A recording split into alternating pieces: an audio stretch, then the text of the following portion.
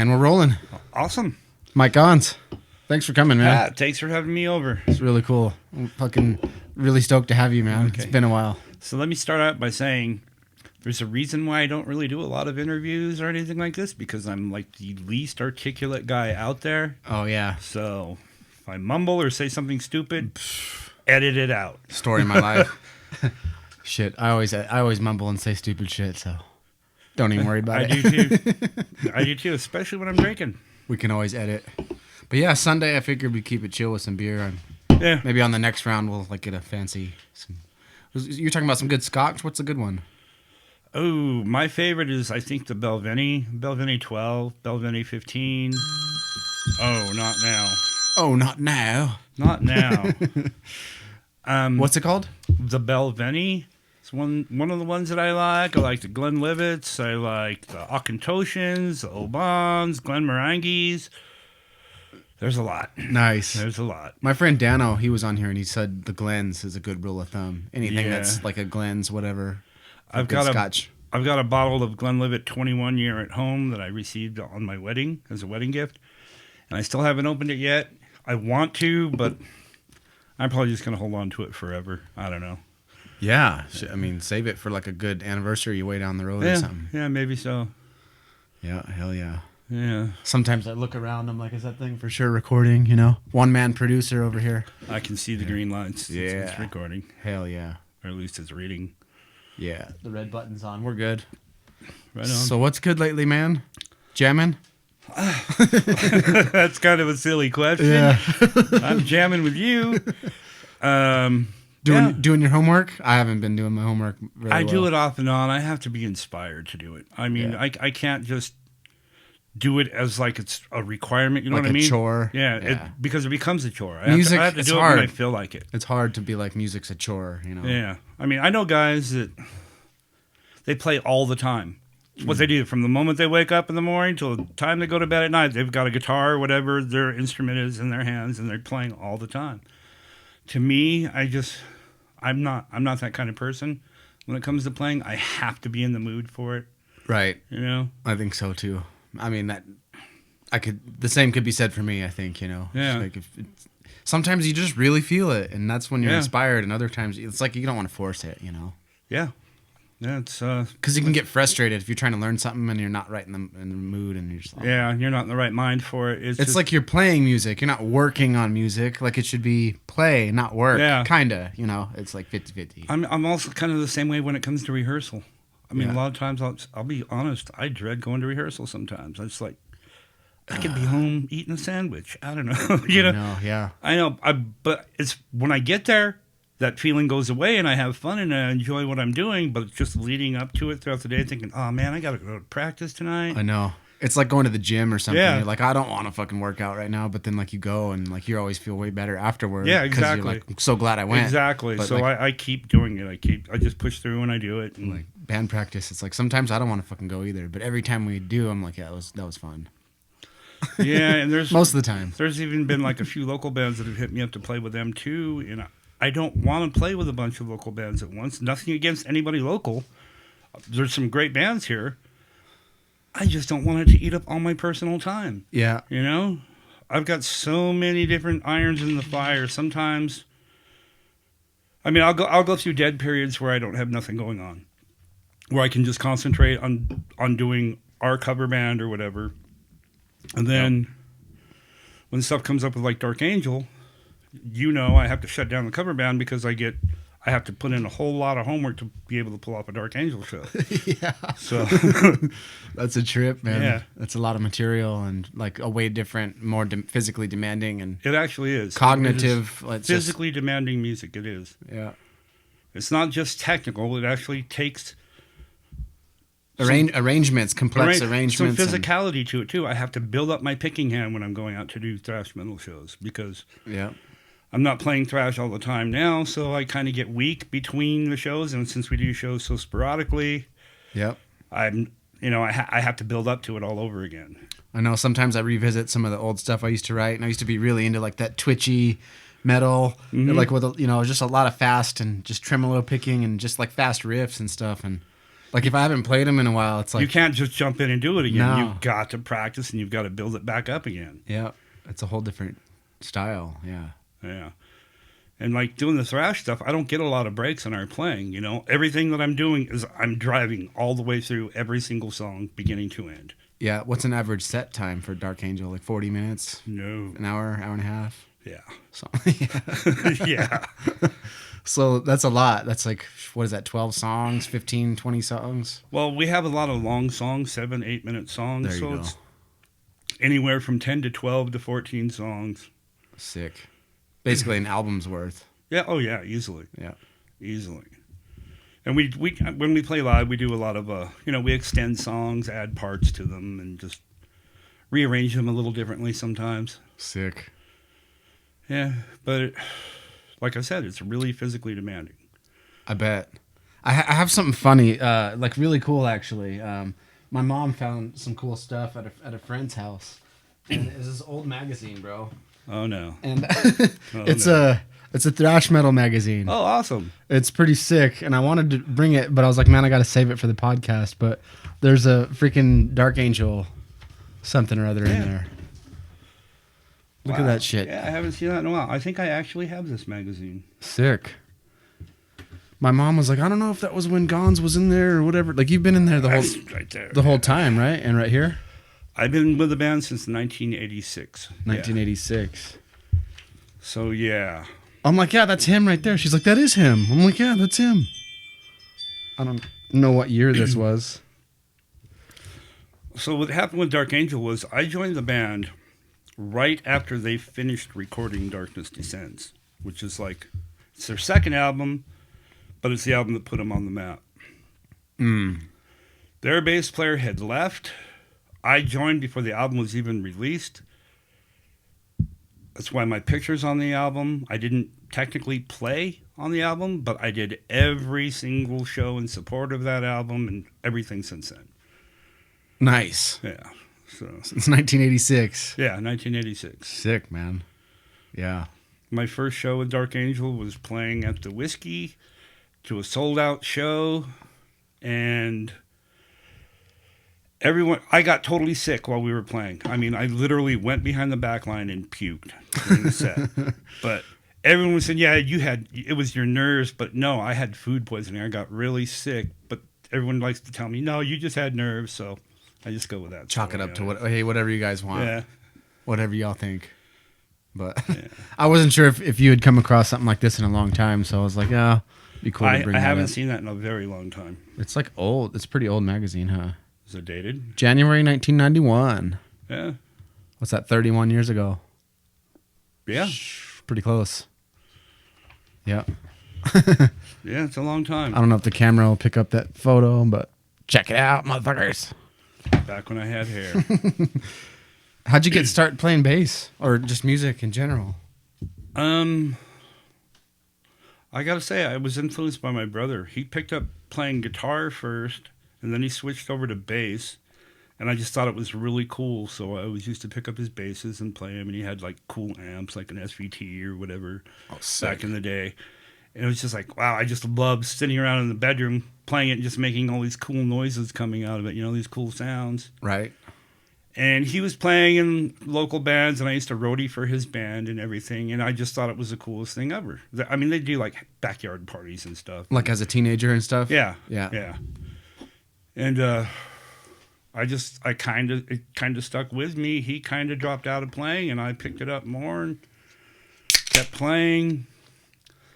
Junior high school, we put together this band for this local for the school talent show, and we auditioned for it, and they said, "Nope, you guys suck."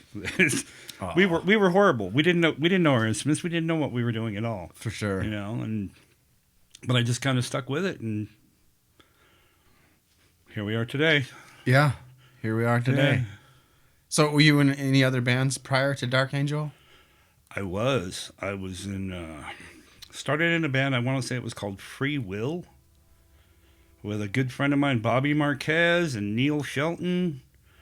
Neil plays in a tribute bands now, and he does really well with it. He does a band called Aeromyth and Pyromania, a Def Leppard tribute. He goes all over the country, all over the world, does cruise ships and all kinds of stuff, and he's doing quite well playing in a tribute band. Badass. Yeah. What does he play? Guitar. Nice. He played his role in his Aerosmith band. I think he's Brad Whitford is his character. Okay. And in Def Leppard, I want to say he is, what was the guitar player's name? Steve Clark? Is that right? You got me. I can't quite remember. I always forget. Yeah. I don't know. I'm great for him. Obviously, great for him. Yeah. I don't know if I personally could do something like that. I mean, if you're going to do a tribute band to me, you do a band that no longer exists. Yeah. A band that's still out there working and doing stuff, doing a tribute band to them, just... Yeah, right. I don't know. I see what you're saying, yeah. I don't think my heart would be in it. You know? I mean, it's a cool day job, being a professional musician and going around playing and stuff. They make enough to support themselves. You know, they make a living out of it. Yeah. It's just not my thing. It could be cool to be able to play guitar for a living or whatever, even if it's not 100% the music you're interested in. Yeah, I mean, there's so many different ways to look at it, because when you think about, say, when you join an original band and you're playing their songs that you didn't write, you're still covering somebody else's music as a musician. So there is that angle to it, you know, and I get that. If I was playing in a tribute band, I would have to keep telling myself that, you know, I would keep having to make excuses of why I'm doing it. I don't know. Yeah. So that almost sounds like I just shot down what they're doing, but I really didn't mean it that way. No. Yeah. No. SevenStone's pretty cool though. We do. I enjoy SevenStone. We do some pretty cool stuff. I think we found a niche with it. Yeah. I mean, there's all across the country. There's a billion bands out there doing 70s, 80s covers. Yep. But for this area in our region, I think we've kind of got that market cornered. You know. Yep. We have a good time. Classics, stuff that people are familiar with, and they're like, you know, they don't even quite expect it sometimes, you know, and it's just good old music, like dad rock kind of shit. It is dad rock. Dad rock. It is, but I grew up on all that stuff. You know, Me too. I'm a bit older than you. That stuff's kind of ingrained in me. Yep. Forgot what I was going to say. With SevenStone, every time we go out and play a show, I keep thinking to myself, this is going to be the dead gig. Tonight's going to suck. No one's going to show up. We've been playing too much. And I get proved wrong every single time. Yeah. People show up. We seem to be doing something that everyone likes. So Yeah. Yeah, and there's not a whole bunch of a big scene here, you know, so when people do come out, I mean... What is the population here? 30,000, I think, for this town? Pretty much the town, 30 or 40. And it's kind of isolated? Yep. A little bit off the beaten path. Yeah. Yeah.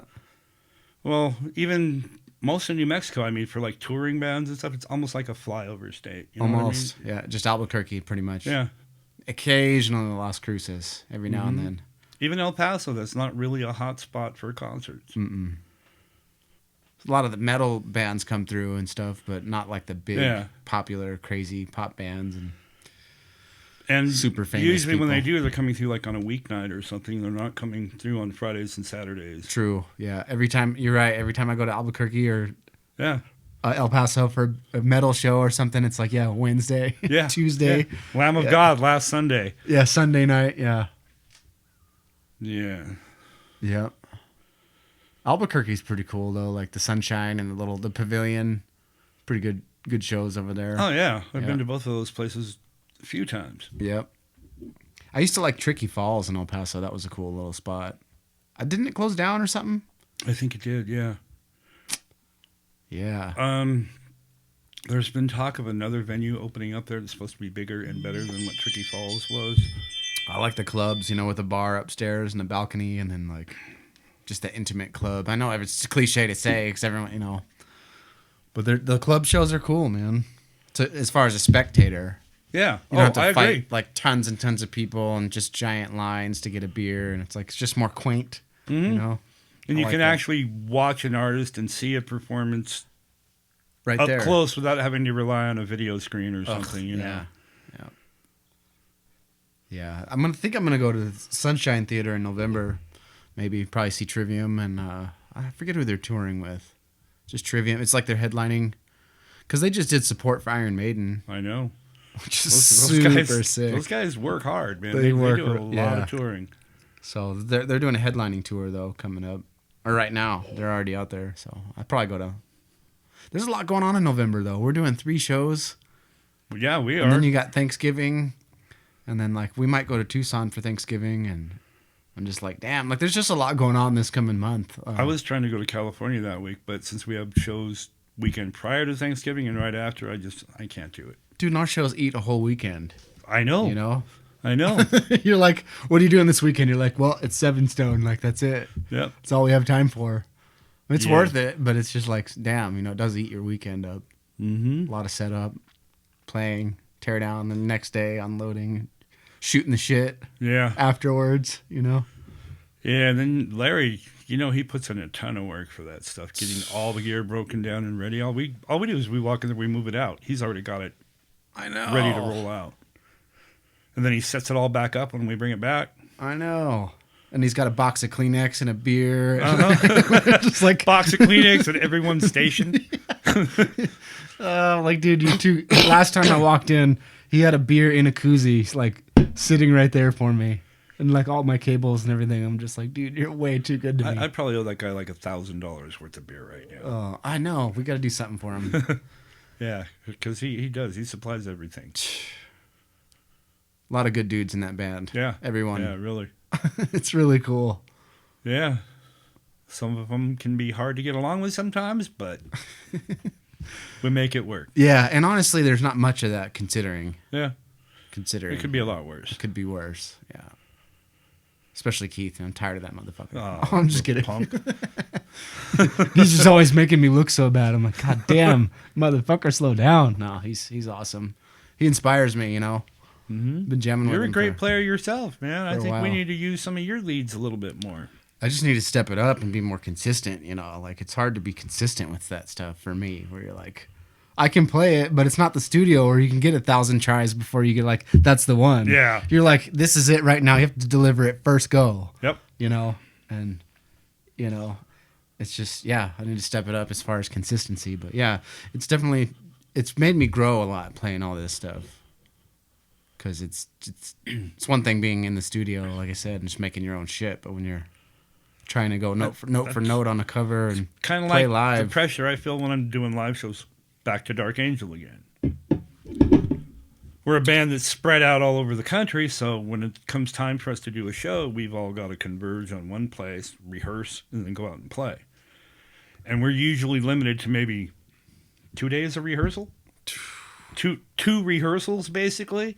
Yeah. And so I got to do all my homework prior to that. I got to be ready when I go in there because it's my only shot. I don't have time to sit there and waste time at rehearsal working parts out and everything. Mm-mm. It's all got to be ready to go. Ready to go. Yeah. And then we go out and we play these really big shows, and people are expecting to hear perfection or close to perfection. Which I don't know any musician who's ever played a perfect gig in their entire life. Nobody does. No. But we do the best that we can, and it's a lot of pressure. Yeah, it's lightning in a bottle, you know, and you're just trying to catch it, and you're like, I mean, it's unpredictable. And you're like, and that's what like happens. That's why, like a month or so before I'm going to go out and do that, I stop rehearsing with SevenStone and everything, so I can concentrate doing my homework for Dark Angel because I gotta have it ready.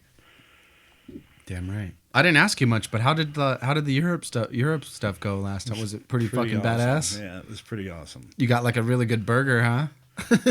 Best burger of my life. That's the only thing I remember. You were like, this is the best fucking burger I ever had. Yeah. Yeah. It was awesome when we do these shows. Like when we go to Europe, it's you fly in, you're there like the night before your show.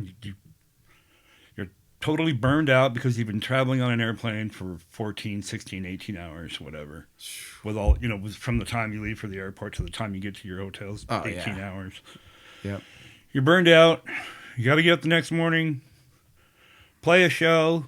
You've got all the pre-gig jitters. Everyone gets them. Mm-hmm. Because that's what's in the front of your mind the entire time you're there, and you can't really relax until you're done playing. Mm.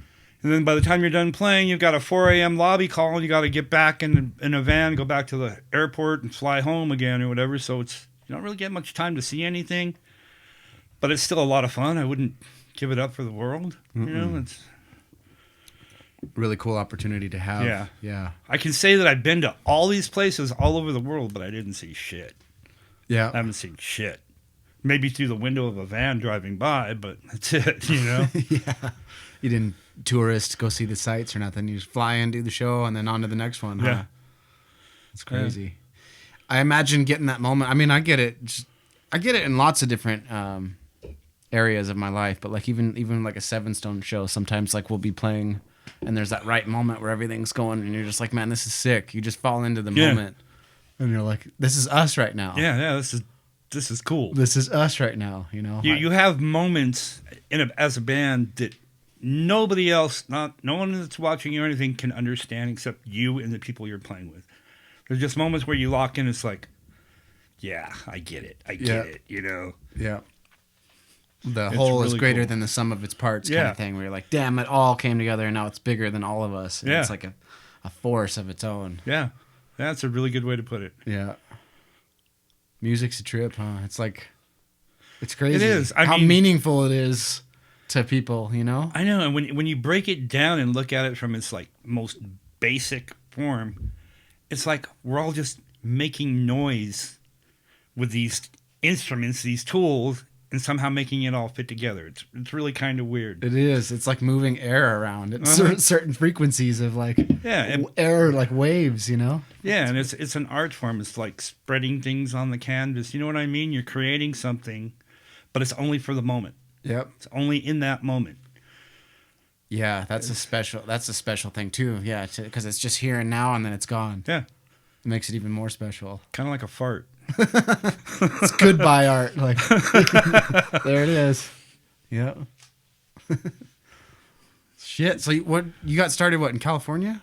That's where I'm from. I'm from LA. I was born and raised in Los Angeles. But it was a trip growing up in a crazy place like that, huh? I mean, I was born there. It was so normal. That's all I knew. Yeah. I was a skater kid, BMX kid. Every summer I would ride my bicycle to the beach every day, and then ride my bike up and down the beach on the bike path all day long, then ride home before it got dark. Sounds terrible. It was pretty awesome. Yeah, I bet, dude. Yeah.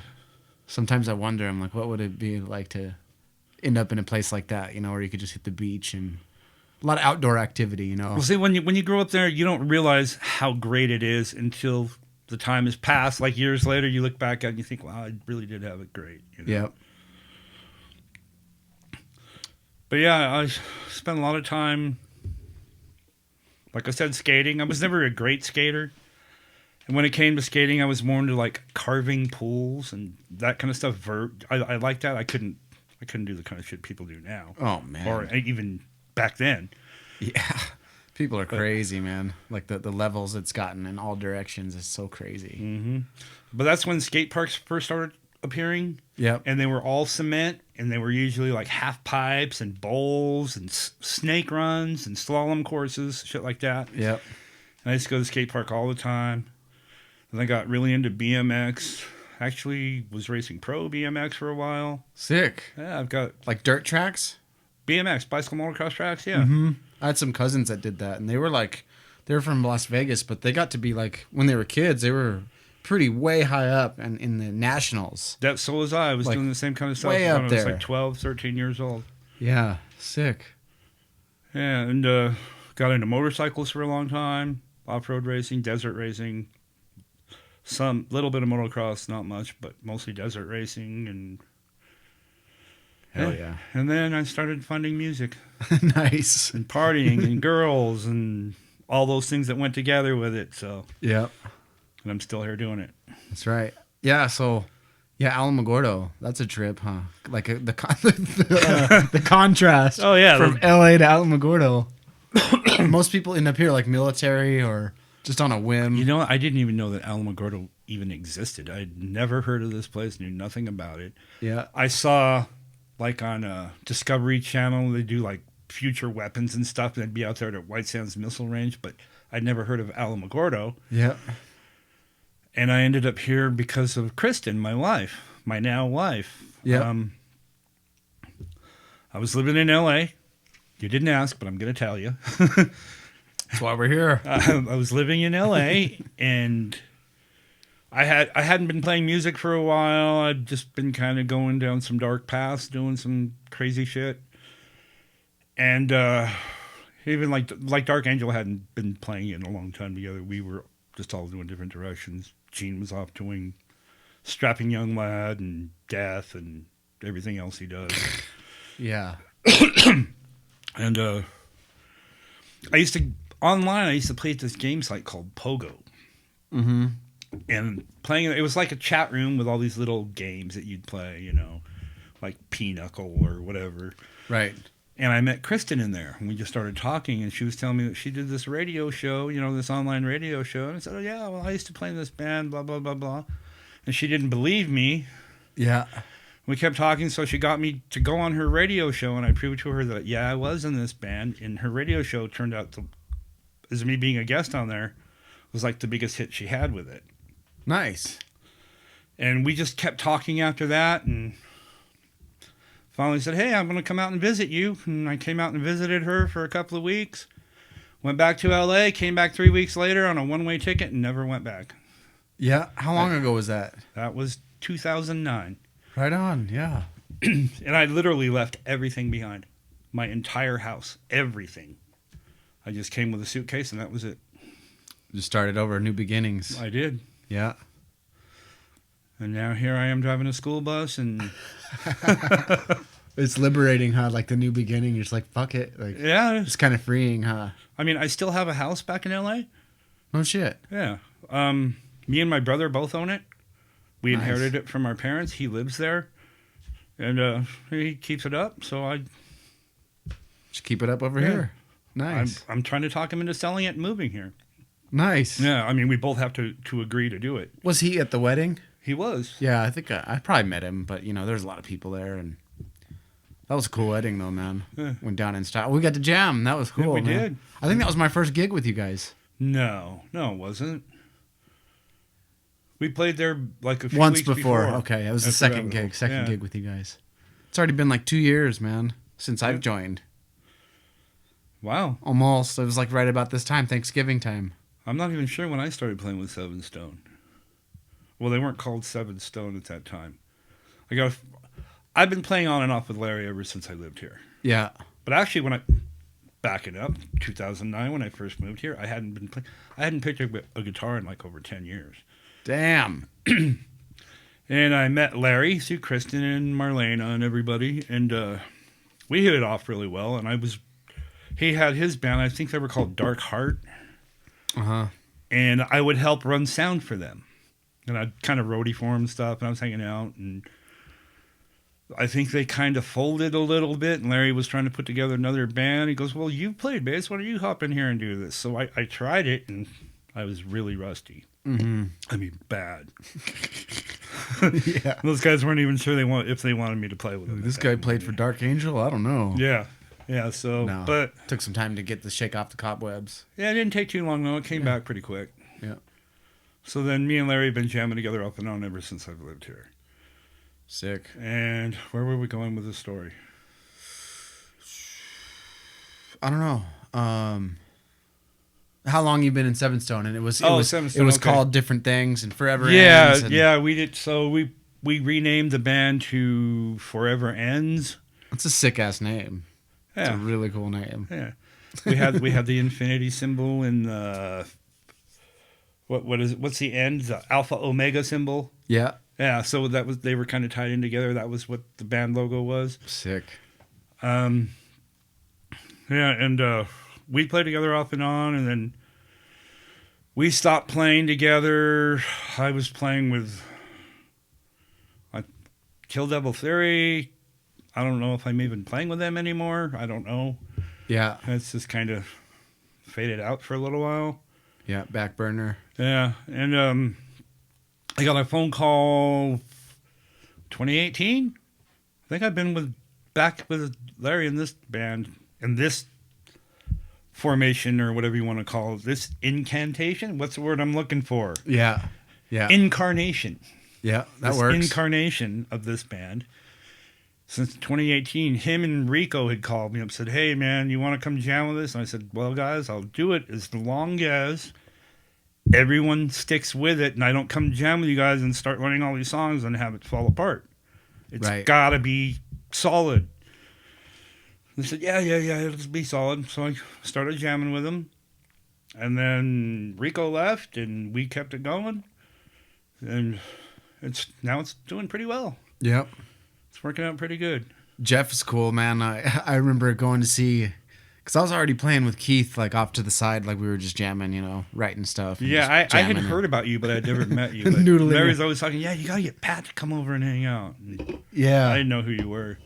And then, like, you guys, I think it was probably before you were in the band, though, because I don't remember you being in the band. They played the Moose, and they still had the Dan, the other guy, and I was the other bass player. I've never even been in the Moose. They played the Moose, so. But, like, sometimes back in the day, I used to be kind of rowdy, you know, like, like go see a band and just be kind of obnoxious, you know, like, fuck yeah! Like, out in the crowd, you know? Even, like, when it's, like, the crowd's not... There's not even really that much going on, and there's just that one guy out there who's like, fuck yeah! But, like, Jeff was playing keys, and, like, someone was like, yeah, like, they had Danny. So it was Danny and Larry and Keith, Jeff, and a couple of the other guys. Not you, but whoever was on the other guitar and the bass at the time. Who was playing bass with them? Was it Dave? Probably. Yeah.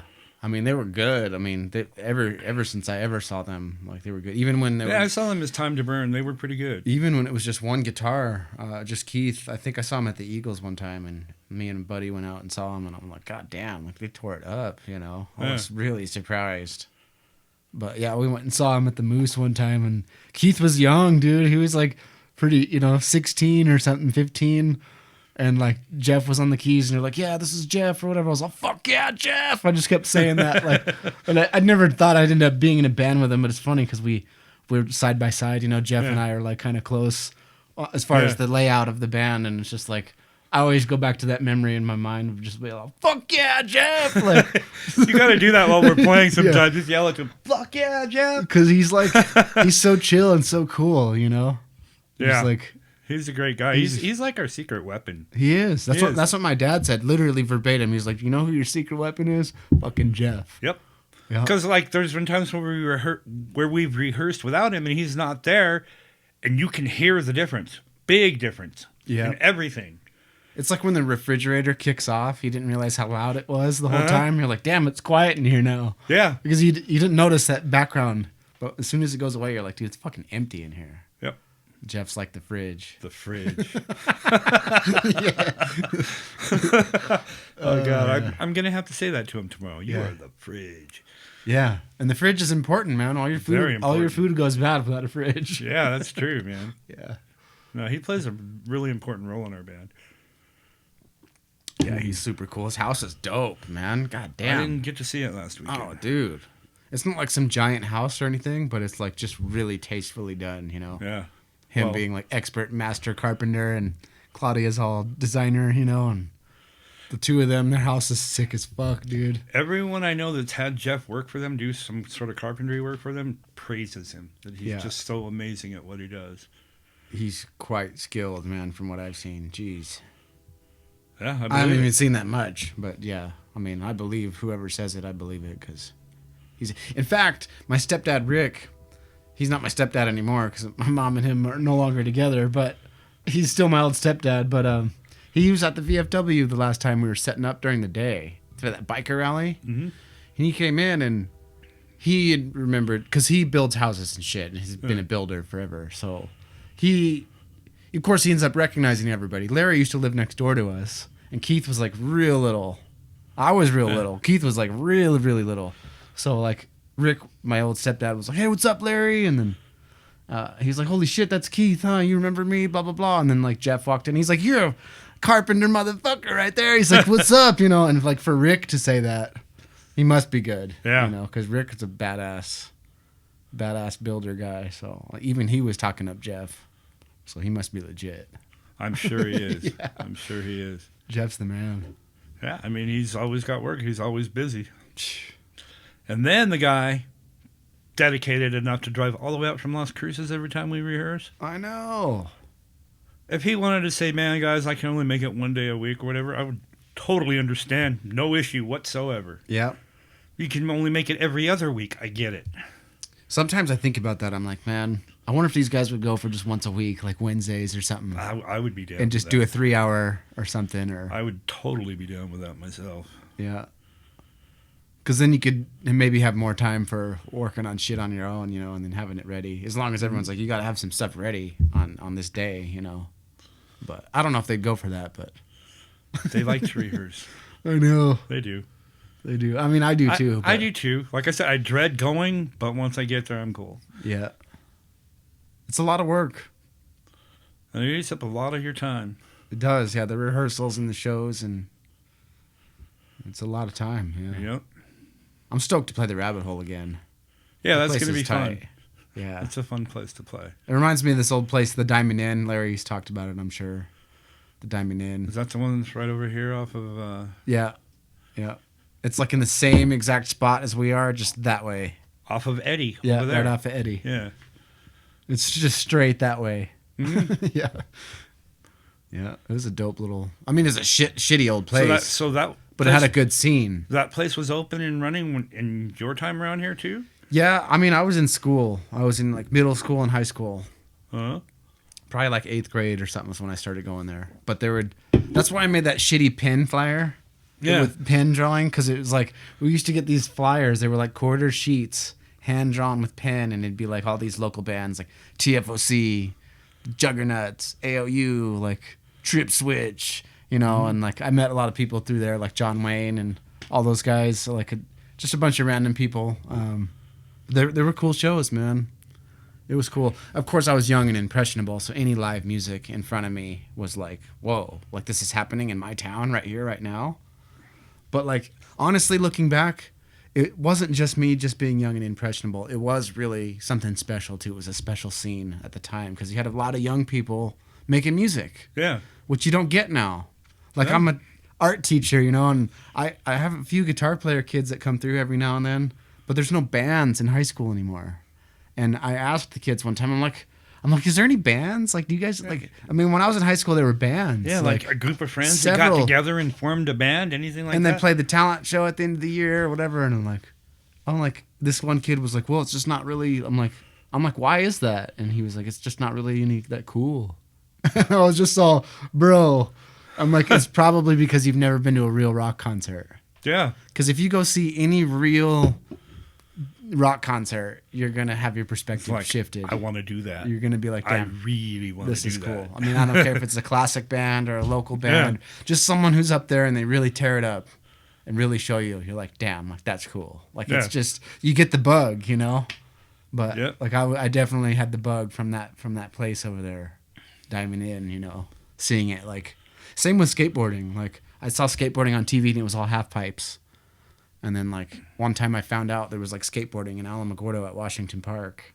And I was just a little kid, and I was like, I gotta go over there. And, like, I went there and saw it, and I was just like it was different. It was, like, street skating and people jumping off shit, grinding stuff. And But, like, to see it happening for real, like, in my town right there, I was like, damn, I have to come back here. Like, and every chance I got, I went back there, and I was just... See, like, never stopped. Even now, when I'm driving around town here, I think back to my younger self, and I'm thinking 13, 14, 15-year-old me would love this place for skating and riding BMX bikes.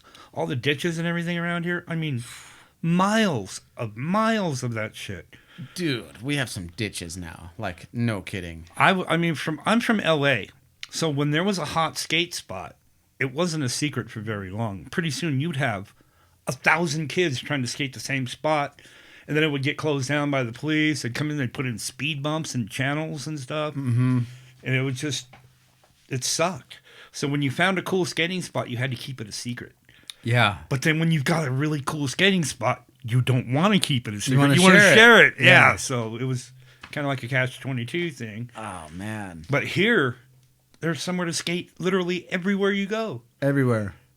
Yeah. Sometimes we've taken it for granted, but honestly, not me and the few dudes that I've kept it real with for the longest time. Like, we've made the most out of, like, we'll start new spots and find new shit. And especially, like, as an adult now, too, I'm like, there's just ways like when you're a kid that you didn't think of, like like for one, your perspective shifts and you're like, you could skate the same old spot, but you see it in a new way, and you're like, damn, I never thought about it like that.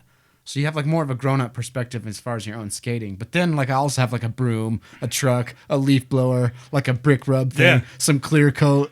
Like I'm just like, I'm gonna get this shit like clean, you know? Like we're gonna make this spot legit, you know? When you're a kid, you're just like out there with just your board and maybe some wax. But you guys, there's like these channels that run all the way down from the mountain where can you literally skate for miles out here? You can skate basically from the foothills to way the fuck out there in the desert.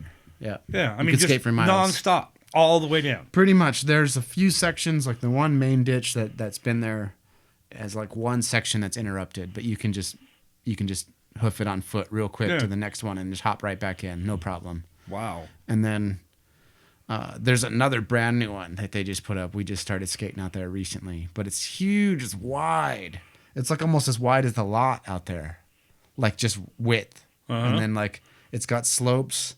And are they like 45 or are they? They're smooth, pretty smooth. Really good transitions on them and pretty decent. And then like it just goes forever. And then there's also these little mini sections, like little kind of snake run type things. Wow. And the angle's good enough too, where you could grind the lip. Like a lot of ditches, it's not quite enough of the angle. Yeah. But these ones are sharp at the top, where you can, like, damn, you could grind the lip too, you know. So it's like, wow, it's sick. A lot of these were just built in the last like 10 years or so. That one's brand new. The one up on Thunder Road. Isn't there some really great graffiti down there too?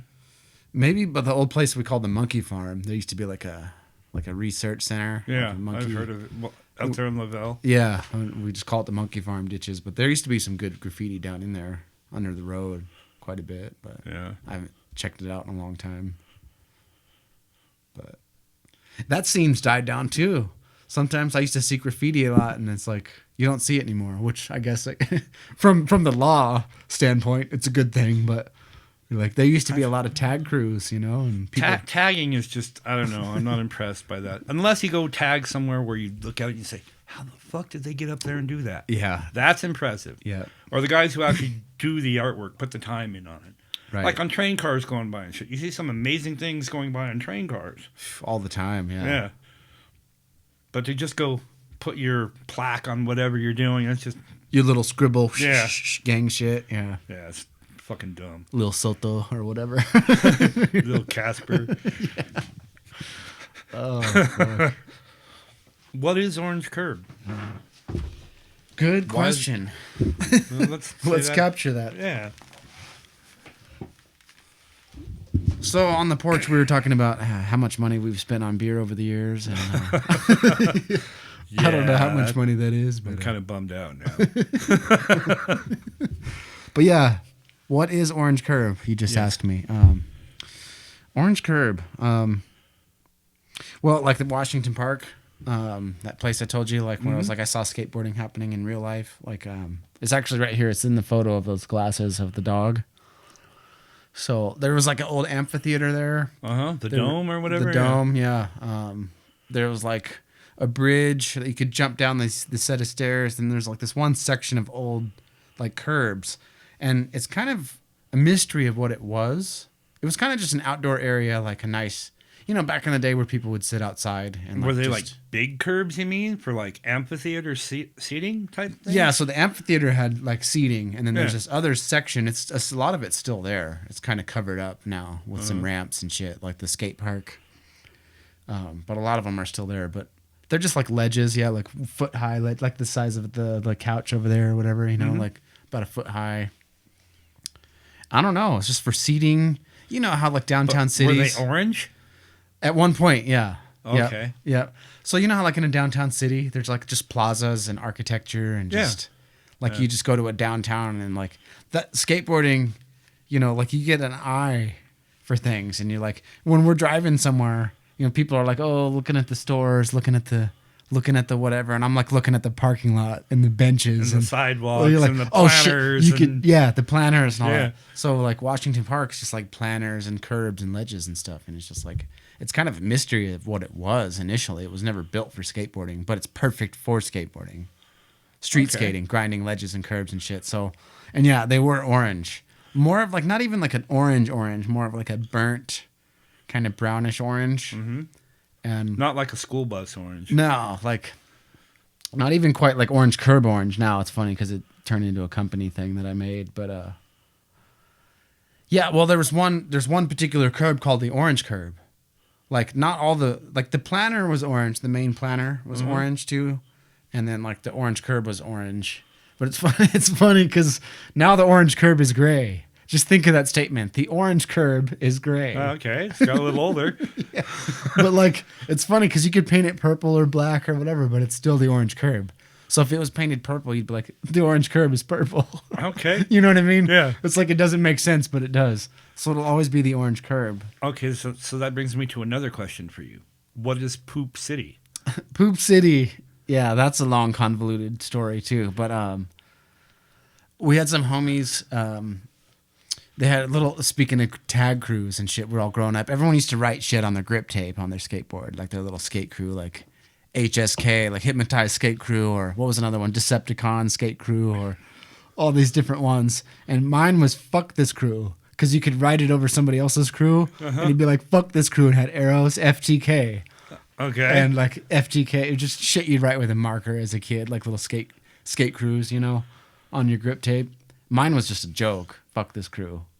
You know, because everyone would, not everyone, but people would take it seriously, kind of, like to an extent, you know, like a skate crew or whatever. And I always thought it was kind of, like we were talking about earlier, it's kind of lame, you know, the whole graffiti thing. Yeah. Like, not to be a hater, but like, I was just like, I was no good at graffiti or anything anyway. And I was just like, I made one up just to be sarcastic, like, fuck this crew.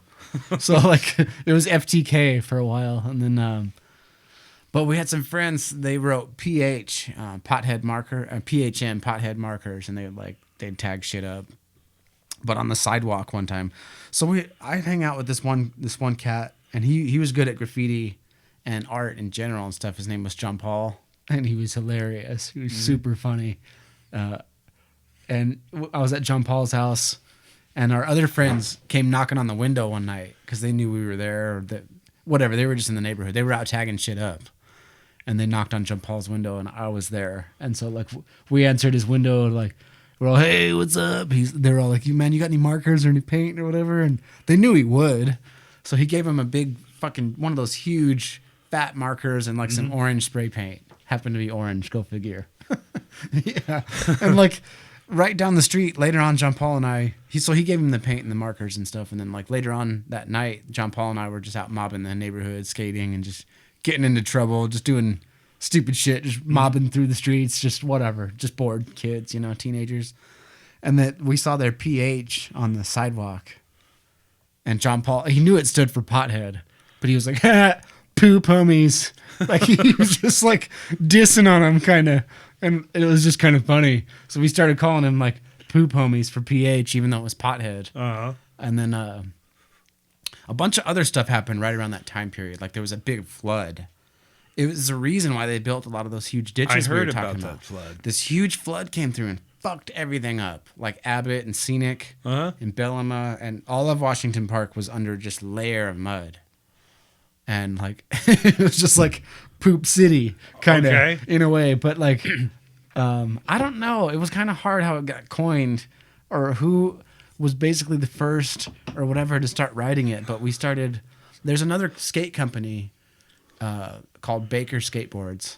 And then there's a side companies. Skateboarding's all like inside jokes and just homies. And so there's this company called Baker, and we used to watch Baker 3 as a skate video. We watched it like all the time. And you watch the videos. This is before phones and shit, you know, with the internet and all that. So now you can just look up skating and you see so much of it. You almost keep scrolling past it and you don't even want, there's so much, you just take it for granted. But back in the day, it was like a VHS copy of like Baker 3, kind of like an album. Now, like, you can get any music on Spotify at the click of a button. Anything you want. But back in the day, you're like, oh, a new band came out with a record after years of not having a record. And you're like, you just go into your friend's room and you just listen to it, you know, or whatever, you know. So we'd watch this Baker 3 video and just like Baker Has a Death Wish or Baker 2G, all these, they were kind of like funny. They would show, a lot of skateboarding companies would take it real, not necessarily seriously, but it was all business. It was all skateboarding. And it was like, but Baker showed all this funny stuff that happens on the streets, you know, random crackheads and just crazy people. They call it hijinks, you know. They'd show this, like what you would see out there in LA and shit. And they're all from LA, you know, most of it. So they'd show like the culture of the streets. But anyway, they had this little side crew called Piss Drunks. And the way they wrote it was like a P and a D, Piss Drunks. And like, I think it was John Paul. I think he just cut the corner of the D off and turned it into a C for Poop City. Just the same logo as Piss Drunks, but instead of PD, it was PC. And then like, it just turned into this, it was kind of like fuck this crew in a way, because some of our other friends at the time had these little skate crews. I don't even remember what they were called, like Dark Side or something. And John Paul and I and JoJo and a couple of other cats, we just started writing Poop City on our boards. Just being like, why take it so seriously? It was like a joke, you know? And after a while, it caught on. And then like kids in high school and stuff would start, I guess, copying us a little bit. Like, and we're like, bro, like it was a joke. Like, just imagine having a joke and then people trying to like copy you like it's serious. And you're like, I don't know how to explain. Hopefully I'm making sense. No, I get it. I totally get it. But it's kind of like, it was a joke to us, just complete bullshit. And then other people like thought it was cool or whatever. So that they would. So now it's kind of turned into something. Turned into a thing. And then so like it kind of got annoying because it was like people just biting your style when you're like, this thing is us. Like we made this up organically and it's kind of sarcastic. And then like, you know, now it's a thing. It was kind of weird. And then, but after years had gone by, it became like, it kind of sums everything up. You're like, it's like, we're all from this little shitty town that's not all that special, but it is. It's like a sarcastic inside joke of Alamogordo and this crew of like random people all across the board. And it wasn't for everybody at the time. It was like, oh, this is us. But now it's kind of like it is everybody's. It's like Poop City's not mine or yours. It's just, we're all a part of Poop City. Like, it is Poop City. So it's like, and Orange Curb and Poop City are kind of like, now in my mind, they're like sister brands. They're just like sister concepts. Like, and you put out decks and everything? Yeah. So technically, like the company's called Orange Curb, but like Poop City, I've made a few Poop City things, like those little wristbands or the deck. Yeah. You know? Yeah. And so it's an Orange Curb skateboard with a Poop City graphic or whatever. It's like, I don't know. So like with it's your not decks mine. And stuff, though. It's not mine to own, really, you know? But it is. I'm just like, no one else is going to make shit with it. So like, I might as well make something with it. And okay, but like, I got a question like about your decks and stuff. Did you design these decks and then have somebody manufacture them for you? Yeah, exactly. Yeah, my brother and I'll have the idea, and he helps me do the Photoshop stuff, kind of like with the SevenStone stuff. I'm not talking about just the artwork on the deck. I'm talking about the actual design of the deck, the tapers shape on it and everything. The shape. Yeah. No, I don't design them. There's a company called Point Distribution in Las Vegas, Nevada, that I order through, and anyone can do it. You can send them your artwork if you do the format right. Yeah. You know, they give you a template, and then you can send them your artwork and they'll put it on boards. But you can choose different shapes. They have like mellow concave, steep concave, different sizes from like 7.75 to 8.5 or big, you know. And then they have custom shapes that you can do. But I don't make the actual decks. I just send them the artwork. No, I didn't think you made the actual decks, but I was just wondering if you actually designed the flow of the deck, the concave of it, the tapering, whatever you call it. I don't know. I'm not a skater anymore. I do pick the shapes. Like this one says 8.0 mellow. Mm-hmm. So 8.0 is the size, the width, and then mellow refers to the concave, both from side to side and like nose and tail concave. So they have a steep concave, but I think the steep ones, they give you just a natural top stain. Where the mellow ones, they give you all these assorted colors, like each one's. But I like the mellow concave anyway. Mm-hmm. But I also like the cool colors they give you. So it's kind of like I've always stuck with mellow for the boards that I order. But how many boards do you have? Usually I do 1 or 2 graphics at a time. But I mean personal skateboards that you have that you use. That I'll ride. I just have one set up. one? Just set up at a time usually. Yep. I mean, I have a couple others. I have like a PBR Cruiser. It's a Santa Cruz, and it's like Pabst Blue Ribbon artwork, and it's got these big fat wheels, and like it's kind of almost like a longboard. Mm-hmm. Like it rides really fast and really smooth, and you can just blow over pebbles and shit, and like you can just ride over anything with it. But it's got a nose and a tail, and you can still do tricks on it. Like as opposed to a longboard, if you go into a curb, like you're just gonna hit the curb. But on the Cruiser, you can pop up the curb and just keep going. So, but yeah. I had a couple of longboards. They were, I want to say, Sector 9. Yep. Didn't you get hooked up at the trade show? I did. There was before I moved here, I was working in trade shows and expositions in L.A., Orange County, Long Beach. There was a show that came through every year. It came in called ASR, Action Sports Retailers, which was all skate, motocross, skiing, all that kind of stuff, all of action sports. Right. What was it called? ASR? ASR. Action Sports Retailers. They would hold one at Long Beach Convention Center, and they would hold one at San Diego Convention Center. Sick. And I used to work the shows. I was the guy who unloaded all the trucks and brought in all their freight and set up their booth, at the convention, and then brought it all back out when the show was over. Yep. And what they do is, at trade shows like that, they have to pay for the people that handle the freight. They pay it through the whatever company is putting on the trade show. They have to pay them to unload their freight, and they have to pay them to bring all the freight to their booth, and also to help set up their booth. It's all union. Yep. So a lot of the times when we're out there unloading freight, these guys would come, "Hey man, I'll slip you $100 if you get my crates in first, or if you get my crates out at the end of the show, get my stuff in first so I can break down quicker." And I would just do favors like that for people. They'd kick me down all kinds of stuff. They kicked me down a couple of Sector 9 boards. They were kicking me down.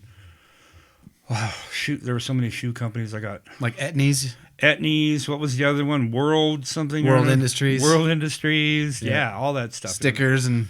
Yeah, Birdhouse was giving me wheels and bearings and all kinds of shit. And I didn't even know who these companies were. Yeah. I ended up giving away most of the stuff because I didn't realize how valuable it was or how cool it was. And now I come to find out a few years later, it's like, wow, dude, that's killer shit that you had. Yeah. Yeah. A lot of in skateboarding, like a lot of the guys, in addition to maybe getting a paycheck for skating for a company, they mostly get product. Mm-hmm. And a lot of the guys they take what they need for themselves, but just sell the product, and then a lot of them get by like that because all that shit's worth a lot, Go to the skate park and you're like, I'll give you these wheels for $20, because they need the money. They got a shitload of these wheels. When I first started skating, I'm going to show my age here. It's when urethane wheels first came out. Yep. And I'm talking the infancy of skateboarding, really. Yep. Cadillac wheels was the first brand that came out, and they still had roller ball bearings in them, and then they got into the precision bearings that they use now. German bearings is what they called them. Mm. And we used to have skateboards that were made out of fiberglass, plexiglass. The industry was in its infancy, and so companies were starting to realize they could make a lot of money at this stuff. So that's when things started growing and getting bigger.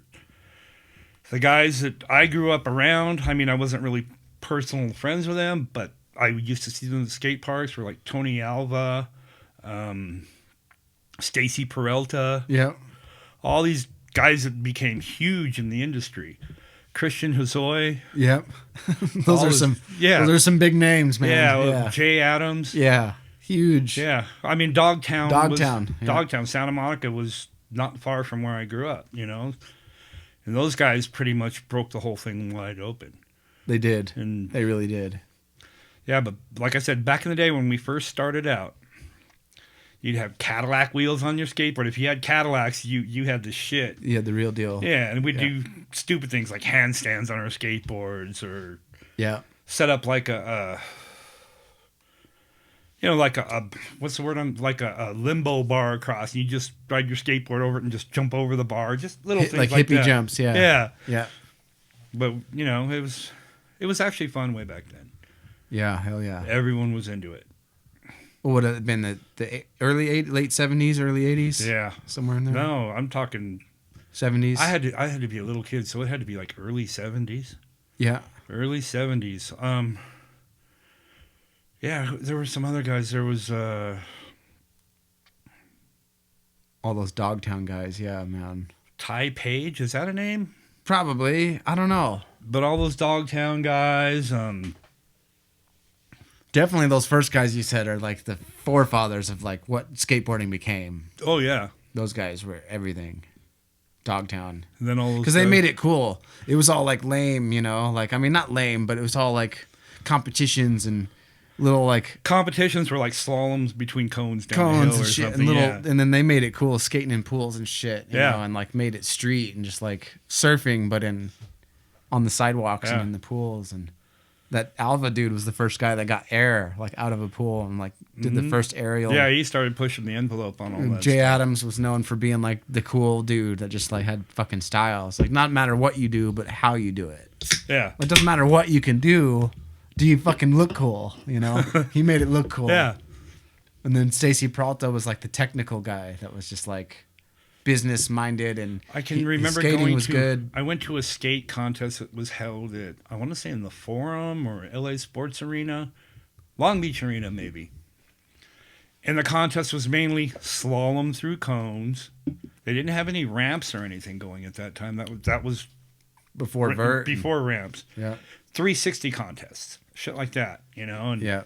we were all just amazed by that kind of stuff. Now these guys just do insane shit. Just like freestyle motocross. It's just my insane. God. It's insane. Flying 50 feet in the air, doing backflips and shit like nothing. Flipping or doing forward flips while getting off your bike, and I don't even know the names of these tricks that they do now, but it's so far.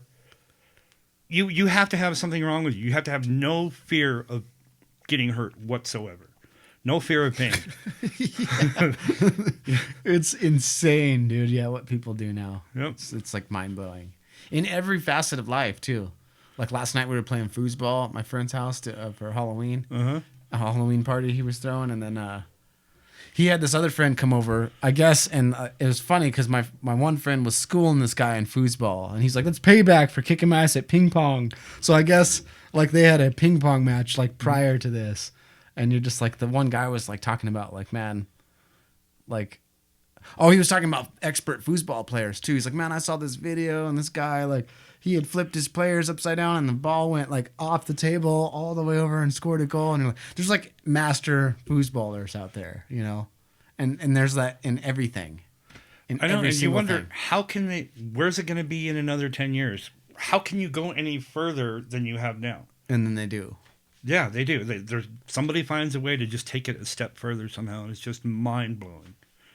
Yeah, on all of it, and like the music stuff, and just like Animals as leaders. So you went to that show, and it was, like blew your fucking mind. Those guys are crazy, huh?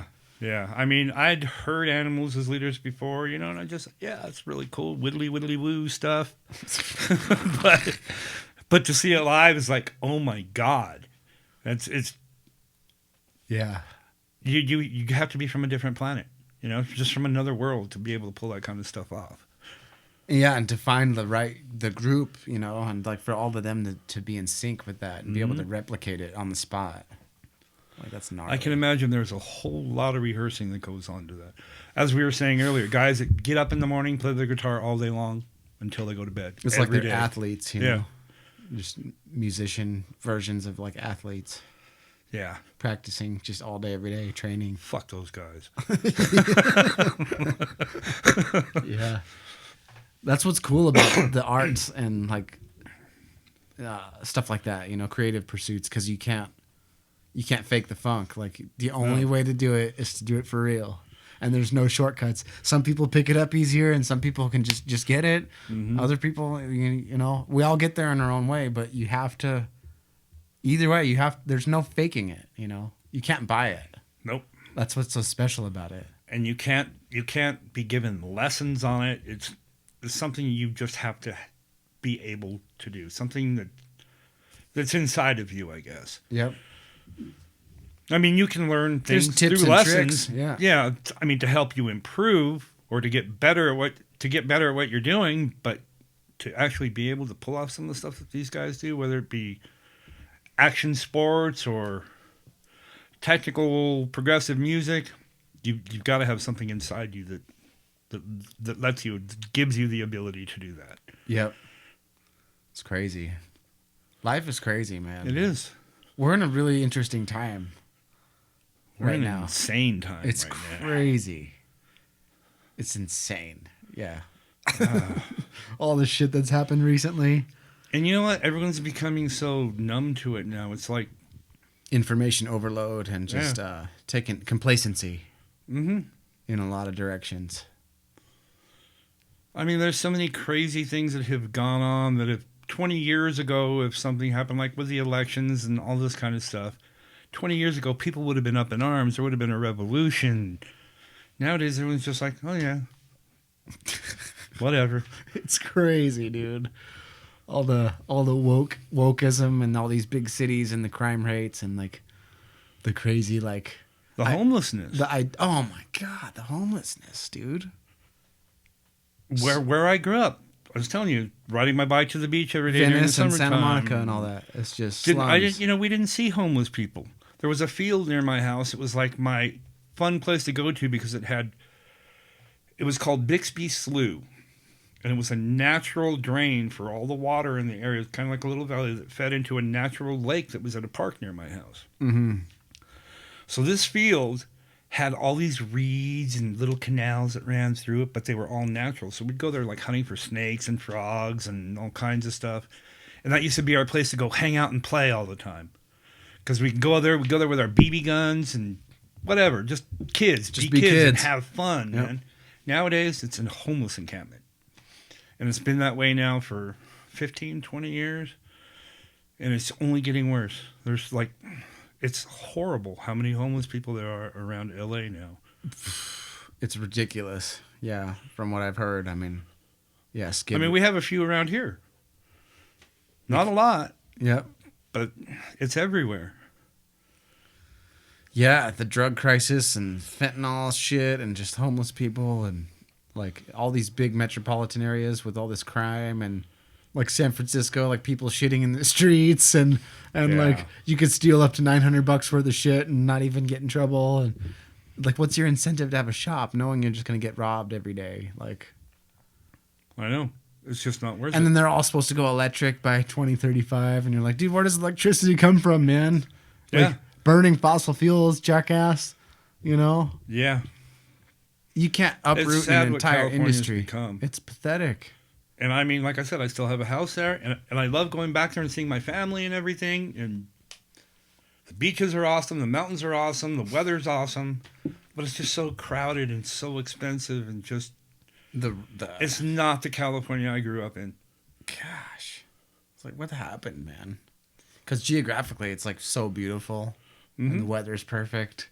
And it's just, national parks and the redwoods and the bays Yosemite and the beaches. And yeah, it's gorgeous. But then it's just like bacteria growth of people and all their stupidity, Yeah, it's really sad. It's crazy. Hopefully something's got to change, Things, I don't know. I guess it's cliche to say, but things swing really far one way, and they can only, eventually it's got to come back. So maybe some of this. I hope so. Maybe some of this craziness I really hope will finally hit a wall and bounce back a little bit to some sanity. But it's like everyone's their own island now. It's not like, I don't know. Like we're all on our phones and shit. I just went to the store to get this beer for us, and like every person I passed is just like.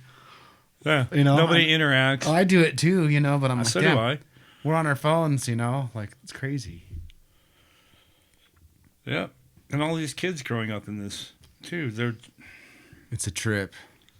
Whole different generation. I mean, you and I both work in kind of the same field in a way. We both work with kids all day. Yep. These kids coming up now, I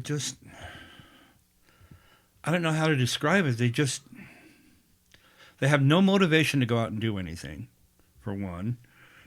And some of them can be so disrespectful and just not care. I mean, when I was a kid, using profanity was something that you didn't use around adults. And I knew how to filter it. I could shut it off when I was around my parents or anyone older. I still know how to do that. Yeah. Uh-huh. These kids, they don't give a shit. Uh-uh. Not at all. Not at all. They don't shut it off. Yeah. Ever. They have no respect for anybody. They don't even have respect for themselves, a lot of them, you know? Mm-hmm. And it's pretty sad. I noticed one thing. It's like they'll ask you a question, and then you'll go to start talking to them, and then anybody else interrupts, and they immediately just... Like, they don't prioritize, like, he was here first. I'm going to finish with this guy first, and then I'll be with you in a minute. Kind of like customer service. Yeah, you know? no, these like, kids will come up and interrupt a conversation that you're having, too. Not, yeah. like, me first. Yep. Me first. It's a sense of entitlement kind of thing. You're like, bro, if I was running a cash register and I was dealing with a customer and there's another customer that's like, I need ketchup or whatever. I'm like, you can fucking wait a minute for your ketchup because I'm doing a transaction with somebody else. As soon as I'm done, I will gladly help you. Yeah. But they just run up and you're like, ketchup. And you're just like, motherfucker, like, wait a minute, you know? Yeah. Or they'll ask you a question, you start to explain it, and then someone else comes up and just interrupts, and then they're just gone. And you're like, well, there went that. Yep. I guess if you remember what we were talking about and you remind me and you ask me again, I'll explain it to you. But I'm not gonna go out of my way. You know? You're like, damn. Yeah, like instant gratification, especially like teaching art or something. You're like, you gotta try, you know? Like you can't just like if you don't get on a bike and actually like try to ride it, you're never gonna learn how to ride it. Don't just give up. We could talk about it and watch videos and look at photos of people riding bikes, and I could try to explain it, but I'll never be able to teach you how to ride a bike unless you're willing to like get on the fucking bike and try to ride it. Like that's the only way. And some of them are really reluctant, and you're like, damn, dude, I mean, there's nothing I can do for you. Like, and you feel bad. You're kind of like, is it my fault? Like as a teacher, you know, that I'm not doing good enough job of like helping you, but you can't help someone who's not. You can lead a horse to water. You can't make him drink, kind of thing. Well, I mean, even just like some of the social skills of these kids. On a school bus, kids get on the bus every morning. I try to say good morning to every single one of them as they get out. Most of them won't say a word. They just completely ignore you, like you're not even there. I do that a lot too. Yeah, and I keep doing it every day. I'm not going to let their mood change my mood. No, but it's. I don't know. Do they not have social skills anymore because they're staring at their phones all the time? Is that where their social skills are? It's part of it, for sure. I don't know if it's that in its entirety, but it's definitely part of it. Because I do the same thing. I'm like, hey, good morning. And they're just like, they don't even look at you. Then there'll be a kid that'll come on that's totally friendly, says hi, or ask me how I'm doing or whatever, and that just kind of like makes up for everything else. For sure. You know? Yeah. It makes up. Crazy. But you can tell some kids there's a lot of kids around here that don't really have any adult supervision. Mm-hmm. Or they come from really fucked up home situations. Yep. And I mean, I can understand why some of them are the way they are, but still they need something to. Somebody needs to teach these kids to be more respectful, to your fellow man, yeah, to your fellow human being, yeah. Because you're like, everyone's a person. Like, some people might be a little older or younger, but we're all just humans, you know. Like, and I'm sure this isn't just a local thing. I'm sure this is just all over, worldwide, you know. Yeah. And it's kind of scary when you think about these people as adults. Yeah. You know? Yeah, you're like, man, what are you gonna do? Because even me, I'm like, you know, in a lot of areas, I just still feel like I don't know what the fuck I'm doing, and I'm sure I don't either. I feel that way a lot of the time. I remember when being a kid and people would tell you like, "Oh, you'll understand when you're older." I'm older. I don't understand yet. That's the thing. Yeah, that's the thing is you'll understand when you're older that nobody understands. That's what I understood. I'm like, oh, nobody gets it. Yeah, okay, all right, you know. But yeah, and I'm like, damn, like I did pretty good, I guess. You know, but I'm like, I don't know what the fuck I'm doing. But yeah, you're like, I don't know. If anybody has less of a clue than me, you're like, for one, you're like, how's that possible? Because I don't know shit about anything. You think about all these people who make all this stuff that we use. You're like, you know, people who build bridges and infrastructure and phones and computers and internet. And I'll take it even a step further. People that can actually have a regular job and have a budget and just pay for things in their life, buy a house, buy a car, and just keep everything under control, have their shit together. Yeah. I'm still learning how to do that, and I'm 58 now. Yeah. I still don't know exactly what I'm doing. It's like it's a challenge. It is. It's a challenge, and I'm kind of it blows me away thinking that I'm this age and I still haven't figured it out yet. But there's all these other people that seem like they know what they're doing. Yep. What's the secret? It's a trip. It's like a game, like a fucking board game, you know. And you're always. I've talked about this before, but it's like you're the intellectual player above the board, and you're also the piece. And it's like your ego and your physical self, and you're like playing this game, and you have to roll because tomorrow comes. Whether you like, tomorrow's coming for us tomorrow. Yeah. Like, you know, hopefully. I mean, it'll be there tomorrow. We're gonna wake up and it's tomorrow, and it's another day, and you got to go to work, and you're like, you just don't know what you're gonna get. You know, like you roll the dice, you move so many spaces, you draw a card, and you're like, here's what you get today. Yeah. Like, how am I gonna deal with this? You know. We're all just kind of playing this game. It's crazy. And some of us start in a deficit. Some of us start with more. I don't know. It's crazy. And all that factors into how, like, your results play out, you know? It's kind of scary. It's fucking scary. Yeah. It is kind of scary. That's why I can't smoke too much weed anymore. I can't touch it. I can't either. I get too paranoid because I'm like, oh shit. Like, like, you know, it's good to be paranoid sometimes because it's a reality check. But yeah, it's the kind of shit I can't get high anymore because I'm not comfortable in my own skin, man. I cannot handle it. I overthink everything as it is. And then I get on that shit and I'm like, oh yeah, like, no one knows what's going on, and we're on a rock in space, and like, you know what I mean? Oh shit! I recently found out that my house has been hit by a meteor. In California or here? No, here. The house that I live in here in Alamogordo was hit by a meteor. Holy shit! The person that told me this, okay, well, he's a driving examiner, CDL examiner. So when I send new bus drivers to get tested for their CDL, I send them to him up in Rio Doso. Mm-hmm. Me and him were talking one day, and he was telling me, he goes, yeah, I used to live in Alamogordo. I go, really? Where at? And he goes, oh, I lived on Andergill. And I'm like, I live on Andergill. What the hell? Turns out this guy lived in my house for like 20 years. He grew up in the house that I live in now. Holy shit. He was telling me all kinds of stories about my house. The house had been hit by a meteor. He goes, I'm sure there are still fragments of it out there in that yard. If you go look for them, you will find them. Oh. So every now and then, I go looking around my yard for fragments of a meteor because I have no reason not to believe him. Yeah, why not? He says, yeah, it ripped out a whole corner of the house. Wow. That's like being struck by lightning times like 1,000. Yeah. I don't know what's more rare. House was hit by a meteor. Probably being a meteor is probably more rare than lightning, probably, if I had to bet. I don't know, but that's a trip, huh? Yeah. That's one of the theories about like life on Earth. It's like cyanobacteria coming to the terrestrial conglomerate of what Earth was in its primitive days and being struck with like space rocks with fucking bacteria on them, and then it turned into us, pretty much. I mean, that's one of the theories of life on Earth.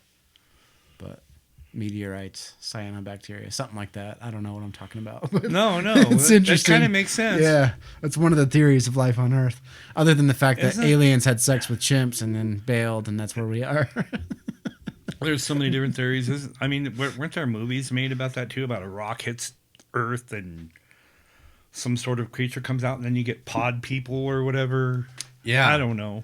The crazy thing is it did start from somewhere. There is an origin, and you're like, well, what the hell is that? You know, and why?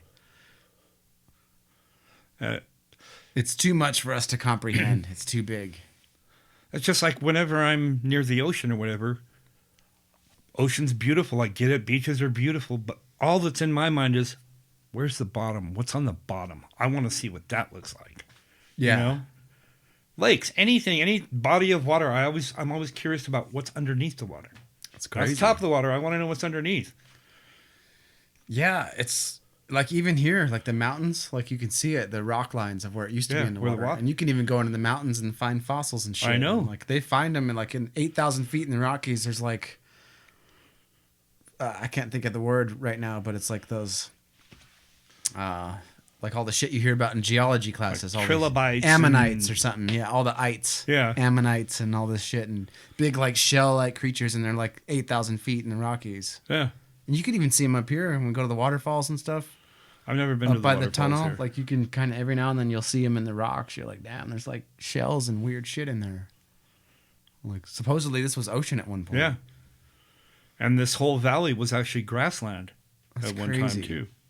There's all kinds of info like the world changing like where the pyramids are, Mhm. or like the Sahara Desert used to be like super rain wet, and like the pyramids were estimated to be like a certain age, but then like somebody else was like no because there's all this water, evidence of water being there, and he's like they're actually way older than you think, and this area was like going through The pyramids whole different- are a whole other rabbit hole. It's crazy. It's like, yeah, and there's like it's like us forgetting about like the Statue of Liberty and where it came from and how it like you're like, wait a minute, like how come It was a nobody? gift from France, wasn't it? Yeah, I think so. Yeah, Yeah. gift from France for some reason. I don't And remember it's the reason. copper or whatever, copper plated. That's why it looks green, but it's just Oxidized. oxidized copper. But just But imagine the pyramids, though, that whole thing. Back to the pyramids. I'm imagine fascinated by that shit being an because Egyptian child or young adult or whatever, an Egyptian citizen, and being like, don't they know where it comes from? the technology they used to build those things. I don't know, man. There's some. Yeah, spooky. It's how could they didn't have the technology to build them? Not that way. In my opinion. I Yeah. don't know. There's other theories too. It's like of civilization starting over and over. Like it gets to a point, and then something happens. We all blow each other up, or natural disasters, and then it all fucking crumbles and starts over, and then we have to rebuild from scratch again. But every time it resets, you rebuild in a different way. So the technology we have in this era is different. So we understand all this technology in a different way, and the stuff they did before that's left over makes no sense. Almost where it's like alien. And it could have been people. But who how built- could they have possibly built those in that time? only if they were a previous Hauling advanced. 70-ton perfectly cut rocks into place 300 feet up in the air. How could they do that? Yeah, it's like telekinetic kind of shit. And in fact, I just saw something about that. The pyramids were supposedly built within 20 years, 25 years, which meant, and there's, I don't know how many millions of stones that they put in place, which meant that each one of those stones would have to have been, they would have had to put one in place like every 2 minutes or every 3 minutes for 20 years. Mathematically, Yeah. they broke it down and How could that be? We don't have the technology now to do that. it was either in a super advanced civilization of us, or it was alien type shit. And either one was alien. It was aliens for sure, because it was either us that we don't understand, which is alien, Yeah. or literally aliens. And we are the aliens. From anywhere else in the universe, we're random life forms out in space existing. And we're not the only ones. No. No way. It's just not. It's not possible. It's not possible. There's no fucking way that we're the only ones. Yep. We're the aliens. We're just Maybe familiar we are. to ourselves. I mean, in a sense that, like, that's the thing. It's like, do you believe if there's anything else out there? And you're like, well, I mean, I don't know. There may or may not be, but we're out there. If all of this is possible, music and iPhones and this podcast and this beer and all this shit, if all this is possible in our life and our consciousness, how can we claim that it's impossible for anything else to exist? The fact that we exist is the possibility for other things to exist. You know what I mean? Does that make any sense? It does. There's even other weird things that I've seen or heard people talk about, saying that all life on Earth ended in 2012 with the Mayan calendar, and this whole thing that we're living in now is a simulation. Right. That one I find really hard to believe. Yeah. I remember 2012 too. In fact, that was the year we got this place. But I remember sitting on the porch in my old house with my friend, and he was like, "Man, what if it really is going to be the end of the world?" And we were drinking PBR. And we were like, "Fuck it! Like, if it is the end of the world, like, whatever. Let's just We're all going together. Let's drink some Pabst and just hang out. Yep. We're all going together. Fuck it. Can't stop it." And that was 10 years ago. Yeah. But even like the alien shit. Have you ever seen weird lights around here? I mean, I know we live next to a All the military time. base, All the but time. I've seen some weird shit here. The orange orbs, and they appear and reappear in different formations, and they just do goofy stuff that you don't recognize from any other aircraft or anything. I've seen lights at the top of the mountain here, looking like 2 car headlights, literally come all the way down the side of the mountain, like following the train all the way down and go right back up. There's no vehicle that could drive down that hill. But I mean, I've seen weird shit like that. We've seen all kinds of stuff out here. I've seen tons of it too. Every time, and I always say the same thing. I'm like, "There's those fucking lights," because it catches you off guard. And I'm like on the porch with a friend or something, and then like we're just talking about whatever, and I'm like, "Hey, there's those fucking lights," and then we look, and then sure enough, there they are, and they're like, the ones I always see, they're just orange lights in the sky at night. They're kind of either over Holloman or maybe just in the north sky, and even sometimes above the mountains. So just kind of like, I guess, in a wide variety of the sky. But and I've been seeing them for years, dude. Like, it's like when it just slips your memory and you haven't seen them in a while. Then there they are, and you're like, "Hey, there's those fucking lights!" And there'll be like 3 of them, and then they'll disappear, like they'll fade out and immediately pop up in another's, like almost like if you hit a switch, this one turns off and this one turns on, like simultaneously, and they'll just do weird shit and move in weird ways, and then like Just move in ways that no aircraft that we're aware of can move. Yeah. You know? And then other times you'll hear planes and shit in the sky afterwards. Like the military planes, like jets, things that you do scramble recognize. somebody up there. Like they're like, "What was that?" And they're all on it, you know? Like they're looking for whatever that was in their airspace. So there's some funky shit going on. Yeah. This has been good, man. Yeah. Pretty good. We didn't go too in depth into stuff that I cannot talk about. Yeah. So you've got some new stuff that'll be on the horizon with Dark Angel, and Dark Angel, we are playing. The only announced show that we have so far for next year is in July, I believe, in Sweden at I want to say Gelfi, spelled Gelfi, Gelfy. nice Sweden, But it's pronounced. Oh no, it's Gefli. it's where Squizgelf's from, right? Yeah. It's a Swedish, it's a sweeps pickings. We're doing the Gefli Metal Festival, I believe, in July. There will be some more dates announced pretty soon, I believe. Working on new music. We've been saying that for a long time, but it's actually really happening. Dope. Yeah. And then SevenStone. SevenStone. Fuck yeah, playing the Rabbit Hole, and then Rabbit Hole, VFW, and then the game again. The Game game. 2. It's going to be cold at For the November. game, I think. Yeah, hopefully it's not too chilly out there. It was a weird setup, but at least it did work out pretty good. Yeah, it was fun. It was a different kind of gig. Yeah. I think we made some new friends out there. They're not open as late, so like we were kind of dicking off, drinking a little bit at the end. It's like, it's like, get the fuck out of here, you know? But, Yeah. Well, we got a lot of gear we got to move. yeah. I think we need some more gear. Sure, yeah.